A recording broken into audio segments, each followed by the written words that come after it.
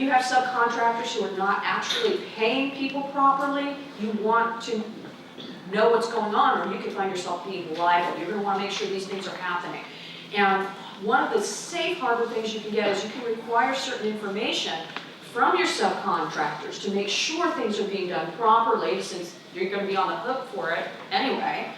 And it's important to know that you have to have in your contract with those subs specific language regarding what documentation and information you expect to have. And if it's not in those written contracts, you might not be able to get that information.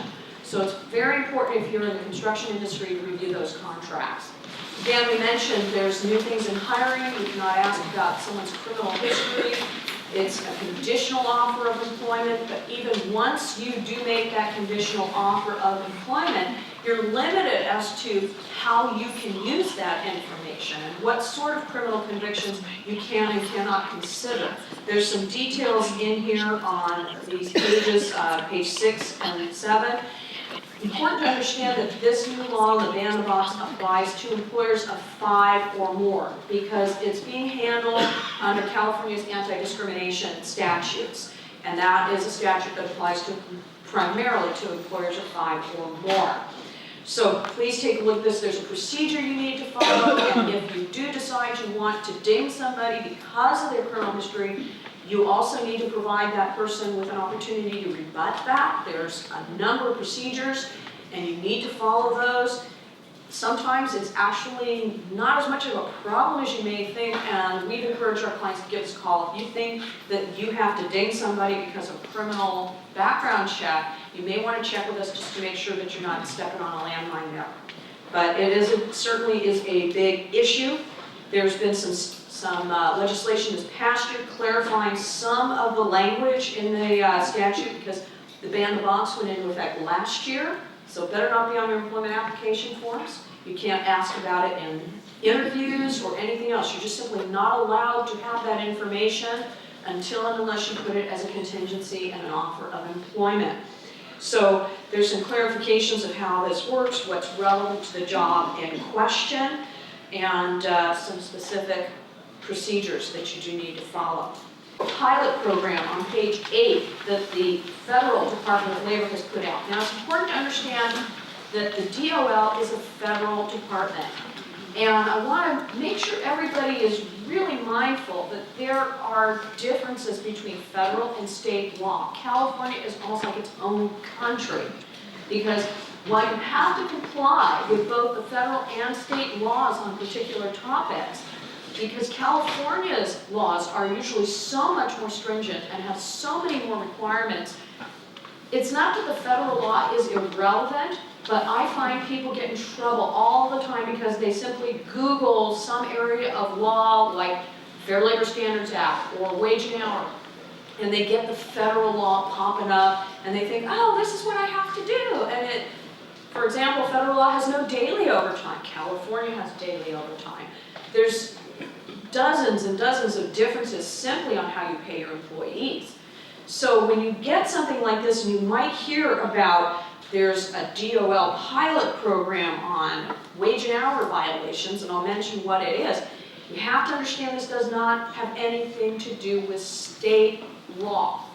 So what's interesting in here is if you don't currently have any sort of violation pending on federal wage and hour law, you're not being investigated, but gee, your lawyer has said, you know, you've been kind of messing up on this particular wage issue for some time.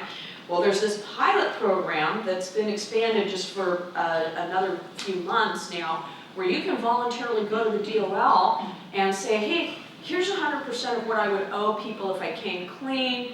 If I do that, I'm not going to get any federal penalties, there's going to be no litigation, all this great stuff, which sounds wonderful until you realize all you've done is made a really great admission of liability to the state enforcement agencies.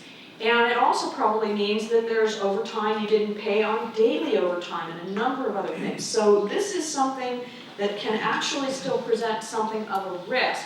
And so when you hear about any of these federal programs that talk about amnesty or forgiveness for certain violations in their federal programs, before you jump on any of those things, talk to a California employment attorney to make sure that you're not going to find yourself stepping into some trap with a state enforcement agency. Because, like I said, people hear all these news reports, even our local Tribune, God bless them, when they run syndicated columns about changes in the law, a lot of the stuff is just federal. And it always makes me cringe. I'm like, yeah, but if people just did that, they'd be violating state law. So you have to be very careful when you read some of these things. Now, the DOL also, there's been a lot in the press in the last couple of years about them raising the minimum salary level for someone to be legitimately exempt. When we talk about the change in California's minimum wage, we're going to get into details on that, on what that all means. And for a while, they were talking about having a minimum salary level that was way higher ultimately than what we have in California. That's no longer really the case. It's important to keep an eye on this. The issue is still alive. But until and unless their minimum level exceeds the minimum salary we have in California, it's not something to be concerned with because we still have to pay more than that in California.